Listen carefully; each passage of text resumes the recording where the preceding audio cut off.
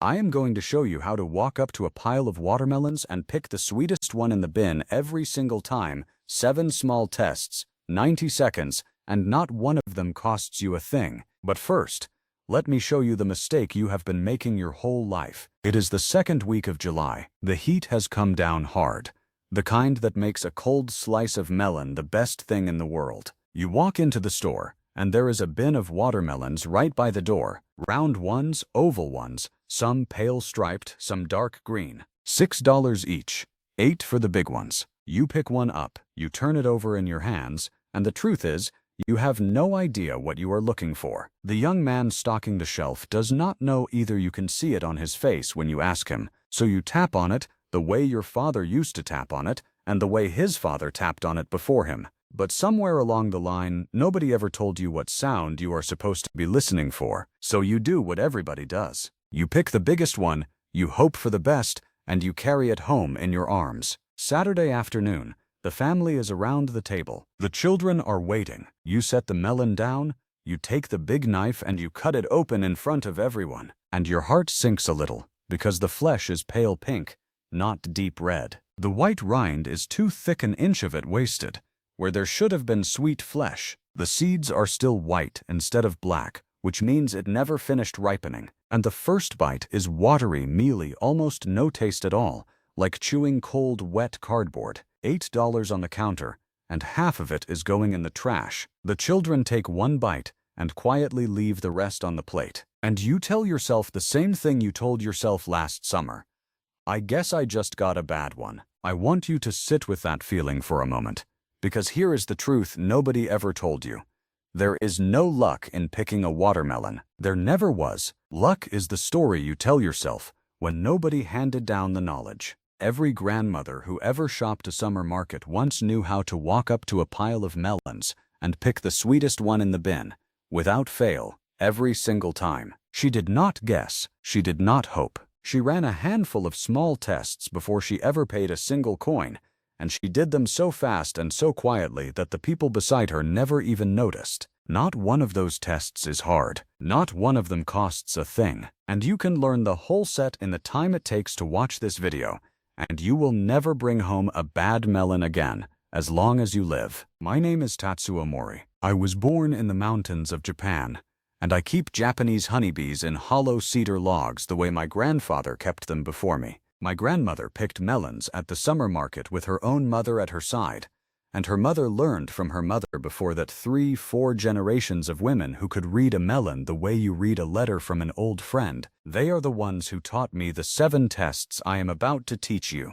Now, understand something about where I come from, because it explains why these tests survived in my family when they died out almost everywhere else. In Japan, choosing fruit is not guesswork, and it is not rushed. It is treated the way a carpenter treats choosing a chisel, or a cook treats choosing a knife. A perfect melon in my country is a thing of real value. People give them as gifts, wrapped in cloth, the way you might give a fine bottle to a man you respect. So people learned to take their time, and to read the fruit before they paid for it. Because a melon is not a mystery, it is a record. The sun wrote on it. The rain wrote on it, the vine wrote on it, and the bees, my bees, wrote on it most of all. Every melon in that bin is covered in fingerprints, and once you know how to read them, the sweet one practically calls out to you. So here is what I am going to give you, in the exact order I do it. The field spot, the stem and the tendril, the give, the thump, the weight, the shape, and the webbing. The complete old checklist for finding a perfect watermelon. Pick up any melon in any store,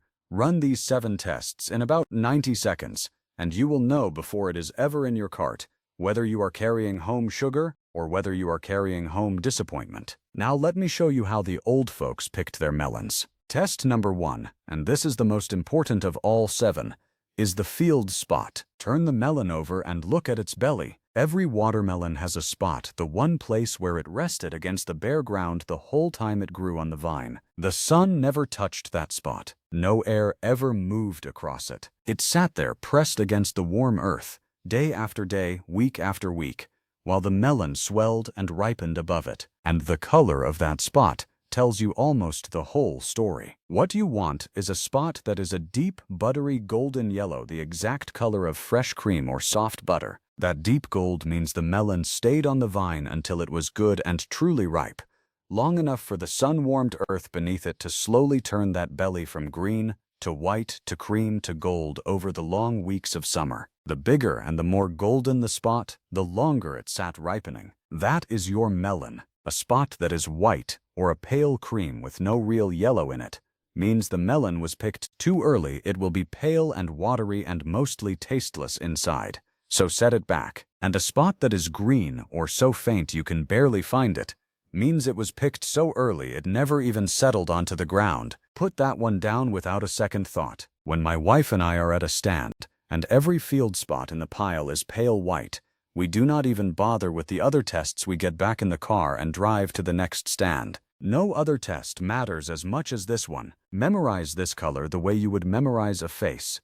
Buttery, golden, deep yellow. That has never once lied to me. Test number 2 is the stem and the tendril. Look at the very top, where the melon was cut from the vine. You will see a little stem, and right beside it, if you are lucky, a small curly piece of dried vine, the tendril, the little thread the plant used to hold itself up. These two small things tell you whether the farmer or the vine decided when to pick. If that stem is brown and dried, and the tendril beside it is also brown and withered, then the melon ripened fully on the vine and was picked at the exact moment it was ready to let go. Here is what happened. When a melon finishes ripening, the plant pulls its sap back out of the stem. The stem dries, the tendril withers, and the plant is saying plainly, "This one is finished, you may take it now." That is the melon you want. But if the stem is still green, or the tendril is still soft and green and alive, then the farmer reached in with his knife and took that melon before the plant was done feeding it. This test is harder at a big grocery store, where they trim the stems to a nub, but at a roadside stand, a farmer's market, or straight from the grower, it is pure gold. Brown and dry, the vine let go. Green, the man let go too soon. Test number 3 is the give. Take your thumb and press it gently against the rind, not hard, just a firm press, the way you would test a ripe peach. A properly ripe melon gives the tiniest bit. You will feel a small softness, a little spring, because the melon is full to bursting with water and sugar and life. An unripe melon is hard as green wood. Press it, and it does not move at all, like pressing a river stone. And an overripe melon, and this matters just as much, will give too much. It will feel soft, almost spongy, because the flesh inside has already begun to break down. You are hunting for that one small, just right give, firm, but with the faintest spring, like the neck of a ripe pear. Press the hard ones, press the soft ones, and learn the difference in your own hand. Once you have felt it, you own it for the rest of your life. Test number 4 is the thump, the famous one, the one everybody has heard of, and the one almost everybody does wrong. Here is how to do it right. Lift the melon off the pile. Cup one hand flat against the far side of it, so your palm can feel it ring like a drum. With the knuckle of your other hand, give the rind one sharp tap, the way you would knock on a heavy wooden door. Then listen and feel, because there are 3 sounds. The first is a deep, low, hollow boom like tapping a wooden barrel that is half full of water, and you will feel it ring in the palm cupped against the other side. That deep boom means the melon is full of loose water, the flesh light and ripe and full of dissolved sugar. That is the sound you want. The second is a dull, dead, flat thud, like knocking on a solid block of wood. That means unripe. The flesh still packed tight and dense. Walk away from the flat thud. The third is a soft, padded, muffled sound, like patting a pillow. That means overripe. The flesh gone soft and grainy inside. Walk away from that one too. When I was a small boy in Japan, we played a game at the beach every summer called watery watermelon splitting. One child is blindfolded, spun around, handed a stick, and the whole crowd shouts directions until he finds the melon on the sand and brings the stick down to split it for everyone. But here is what I remember most. The grandfathers in the shade could tell you which melon on the blanket was the ripe one before the blindfold ever came out, just from the sound it made when they thumped it. Your ear can learn that same trick in a single afternoon. Knuckle or a sharp flick of the fingernail, either works. Deep hollow boom, you take it. Flat dead thud, you leave it. Before I give you the last 3 tests, let me pause for one moment. Now the last 3, the ones the casual shoppers never check and the careful old folks never skipped. Test number 5 is the weight. Pick the melon up and feel its heft. Now set it down, pick up a second melon of about the same size, and feel that one. A properly ripe watermelon should feel heavier than your eyes tell you it ought to, surprisingly heavy for its size. That weight is sugar and water. A ripe melon is about 90 parts water out of 100, and all that water has weight. A melon that feels light, almost airy for how big it looks, has lost its water somewhere. Either it was picked too early and never filled out, or it has sat in that bin so long it dried out from the inside. Pale, mealy flesh either way. The reason you compare 2 of the same size is that weight is hard to judge alone. Your hands are not a scale, but they are very good at telling you which of 2 things is heavier. The heavier of the 2 is almost always the better melon. My grandmother taught me that with 2 melons in a market stall when I was 7 years old, and it has not failed me once in the 70-some years since. And while you are at it, do not simply grab the biggest melon in the bin. The sweetest one is usually a heavy medium, not the giant. A melon that grows too big often grows too fast and waters itself down. Heavy medium over light giant every time. Test number 6 is the shape, and here is where I have to tell you what my honeybees have to do with the sweetness of your watermelon. A good melon is evenly shaped, smooth, symmetrical, gentle curves. No big lumps, no flat sides, no knobby ends. A round one should be evenly round. A long oval one should taper smoothly and evenly end to end. Now, why on earth should the shape tell you anything about the taste? Because the shape is the written record of how well the bees did their work on the flower. A watermelon flower has to be visited by bees many times, pollen carried from flower to flower, visit after visit for all the seeds inside to set properly. When the bees do their work well, when there are healthy hives nearby and the weather lets them fly, the seeds develop evenly all the way around, the melon grows out smooth and symmetrical, and the sugar spreads evenly through every part of the flesh. But when the flower is poorly pollinated, too few bees, bad weather, no hives near the field, the seeds set unevenly, the melon grows lumpy and lopsided, flat on one side or knobby on one end, and the sugar comes out just as patchy as the shape, one side sweet, the other bland and watery. So the round, even, beautiful melon is the one the bees loved and worked over and over. The lopsided one is the one they neglected. The shape simply tells you what the bees thought of that flower, and the bees are never wrong about sweetness. Test number 7 is the webbing, what some folks call the sugar lines. Look very closely at the rind, and on a good melon you will see fine brown lines threaded across the surface, almost like the faint trace of a spider's web, or brown stitching laid down by a careful hand. Those lines are pure gold, and most shoppers walk right past them without ever knowing what they are looking at. They are pollination scars. Every time a bee landed on that flower and worked it, she left a tiny mark on the developing fruit, and as the melon grew and the rind healed over, each mark became one of those faint brown lines. So the webbing is a tally, a record of every single time a bee touched that flower. The more webbing you see, the more bees worked it, and the sweeter that melon is going to be. A melon with heavy webbing is almost guaranteed to be sugar sweet inside. A perfectly clean, smooth, unmarked rind means the bees hardly came at all, and less webbing means less sugar. When I walk a pile of melons, this is the very last test I run, the tiebreaker. 2 melons with good golden bellies and good honest weight. The one wearing more brown sugar lines is the sweeter of the 2, every single time. Now let me bring it all together, because this is where it matters. 7 small tests, and you can run them all in the time it takes to read this sentence twice. The field spot buttery golden yellow, never white. The stem and tendril brown and dry, never green. The give a small firm spring, never stone, never mush. The thump a deep hollow boom, never a flat thud. The weight heavier than your eyes expect. The shape smooth and symmetrical, never lopsided. And the webbing, the more brown sugar lines, the better. Walk up to any pile of melons at any stand or store in this country, spend 90 honest seconds running these 7, and I promise you on my grandmother's name that you will never carry home another bad watermelon as long as you live. You will walk right past the pale, lopsided, clean-skinned ones that everyone else is loading into their carts, and pick out the heavy, golden-bellied, drum-thumping, webbed sugar bombs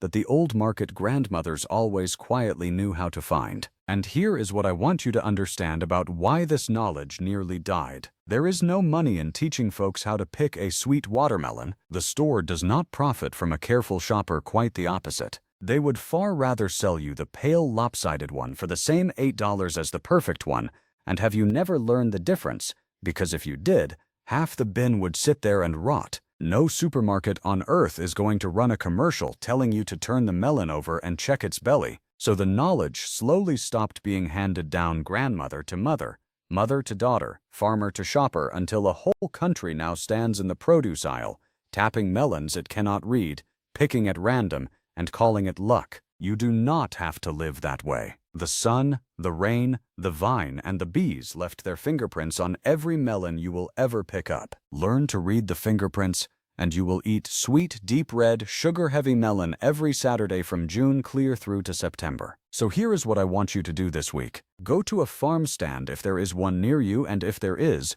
talk to the grower, because the grower knows. Or go to the produce section at your store. Either way, walk up to the pile and run all 7 tests on 2 or 3 melons. Pick them up, compare them in your 2 hands, turn them over and find the field spot. Look for the stem and the tendril. Press for the give, cup and thump, and listen for the boom. Heft the weight against another. Read the shape. Hunt for the brown sugar lines. Then pick the best one and carry it home. And when you get it home, let me tell you what the old folks did, because picking it is only half the job. Do not cut it warm. A warm melon tastes flat no matter how good it is. My grandmother cooled hers in the cold water of the well, or in the cold creek, for an hour before supper, resting in the shade on a hot afternoon. It is one of the truest pictures of summer I carry from my childhood. Chill it well, then cut it open Saturday afternoon, and let your family taste the difference. Deep red, dense, full of cold, sweet water,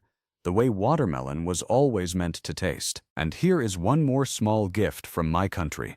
Try a few grains of salt on the cut slice. It sounds strange to some folks here, but in Japan we have done it forever, and that little bit of salt makes the sweetness bloom on your tongue twice as strong. Try it once and you will see. Once your family has tasted what a properly picked, properly chilled melon is actually supposed to be, they will never again let you bring home a bad one. And the children, this is the part that matters most. The children will start running the tests right alongside you at the bin, turning the melons over, hunting for the golden belly, knocking for the boom. That is exactly how the knowledge comes back to life. Nothing wasted, Mott and I. We say not the melon, and not the things your grandmother knew. Tell me in the comments below which of these 7 tests you had never heard of before: the webbing, the shape, the tendril, the field spot. I am always surprised by which ones folks never learned. And if your own grandmother or your mother had a special way of picking a melon at the market, some little trick of her own, please share it down there, because those small family secrets are exactly the kind of knowledge that vanishes the moment nobody writes it down. I read every single comment. Next time, since we have been talking about reading the fruit you bring home, I am going to show you the old way my grandfather grew cucumbers in his garden. The seed saving, the planting, the way he trained them up so a single short row fed the whole family, and the way my grandmother turned them into tsukemono, the pickles that came out of the crock all winter long, so one summer's work fed us in the cold months too. It is the natural next step after today. Subscribe so you do not miss it. Until then, turn the melon over and look for the buttery golden belly, listen for the deep hollow boom, and remember this above everything else. The sun, the rain, and the bees signed their names on every melon worth eating. You were never picking at random. You just had to learn how to read it.